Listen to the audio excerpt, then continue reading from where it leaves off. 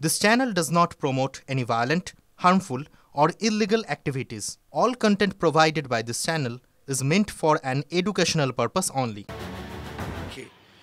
যে কতগুলো বিষয় মানে যেটা আমরা প্রথম থেকেই বলে আসছিলাম যে crime scene might have been altered হতে পারে, আমি জানি না এরকম বক্তব্য, যেমন চশমার কথা এসেছে, চশমার পজিশন অনারেবল চিফ জাস্টিস সেটা অবজার্ভ করেছেন বলবার সময়।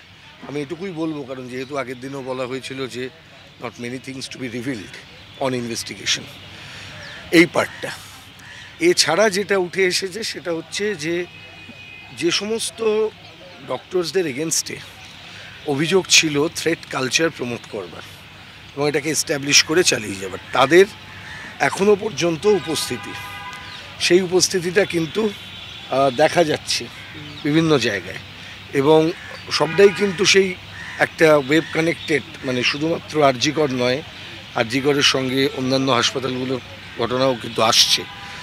যেহেতু আজকে অলরেডি আগের দিনকে আমাদের যে বক্তব্য ছিল যে ফিনান্সিয়াল ইররেগুলারিটিসগুলো আরজিকরের মূল ঘটনা, এই দুটো ঘটনারই সিবিআই তদন্ত করছেন, এটাকে জয়েন্টলি দেখা, তো এই প্রশ্নগুলো উঠেছে এটা কোনো লার্জার ইন্ট্রাস্টেট অথবা ইন্টার স্টেট কোনো কনস্পিরেসি আছে কিনা।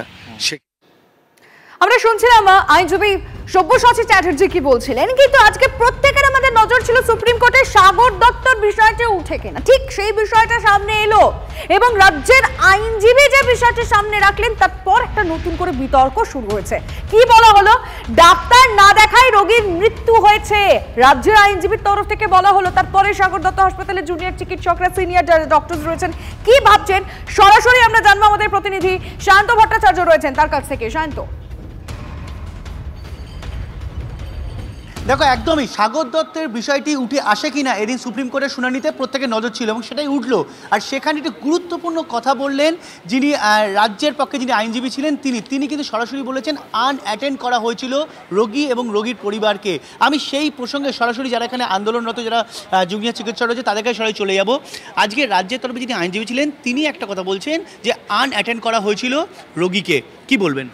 একেবারেই মিথ্যে অভিযোগ বলে আমরা মনে করি। প্রত্যেকে যারা ওখানে ছিলেন তারা সমস্ত প্রোটোকল মেনেই পেশেন্টকে ভর্তি করা, ইনিশিয়াল ট্রিটমেন্ট দেওয়া, পেশেন্টের কন্ডিশন খারাপ সেই হাই রিস্ক পেশেন্ট পার্টিকে জানানো, সেই সমস্ত প্রসিডিওর ফলো করা হয়েছে। তারপর যখন পেশেন্ট কোলাপস করতে শুরু করে তখন আমাদের সিসিইউতে রেফার পাঠানো হয় বেডের জন্য, সিসিইউ বেড ভ্যাকেন্ট না থাকায় সেই রেফার ফেরত আসে। তারপরে পেশেন্টকে ইমার্জেন্সি যত মেডিসিন দেওয়ার সেগুলো দেওয়া এবং কার্ডিওপালমোনারি রিসাসিটেশন যেগুলো করার এনাফ টাইম ধরে সেগুলো করার পরেও আমরা আনফর্চুনেটলি পেশেন্টকে হারিয়ে ফেলেছি। তো সুতরাং অ্যাটেন্ড করা হয়নি, এটা খুব বাজে অভিযোগ। এটা ডাক্তারদের কালিমালিপ্ত করা, যারা ওখানে খেটেছিলেন ওই দিনকে তারপরেও আক্রান্ত হয়েছেন, এটা একেবারেই তাদের পক্ষে অসম্মানজনক। রাজ্য কি সঠিক তথ্য না নিয়েই কি আপনাদের উপর শুধুমাত্র অ্যালিগেশন দেওয়ার জন্য কি এই ধরনের মন্তব্য করছে?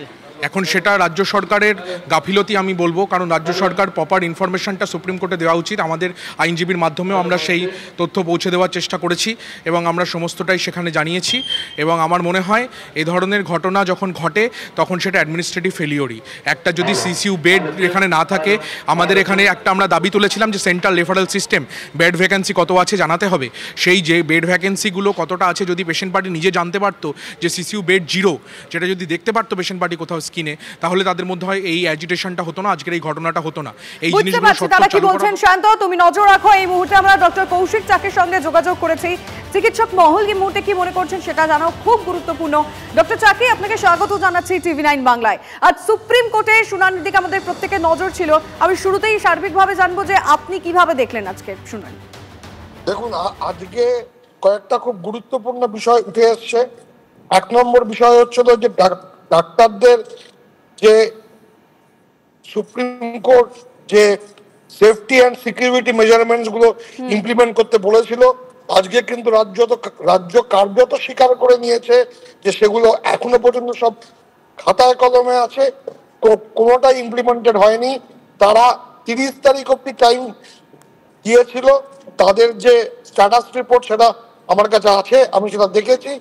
সেখানে তাদের পক্ষে যিনি আইনজীবী দাঁড়িয়েছিলেন তিনি বলেছিলেন যে আমরা 15 তারিখের মধ্যে নাকি শেষ করব। দেখা যাক তারা কতটা করে। আগামী 14 তারিখের হিয়ারিং এ সেটা সুস্পষ্ট হবে। তার সঙ্গে আরো একটা ভয়ঙ্কর তথ্য, আজকে যখন সিনিয়র ডাক্তারদের হয়ে যিনি দাঁড়িয়েছেন অ্যাডভোকেট করুণা, সিনিয়র অ্যাডভোকেট করুণানন্দী, উনি যখন সাগর দত্ত এবং থ্রেড কালচারের কথাটা তুললো সেখানে বেশ বুঝতে পারছি নিরাপত্তার বিষয়টা নিয়ে আপনি বলছিলেন। অনেক ধন্যবাদ ডক্টর শাহ।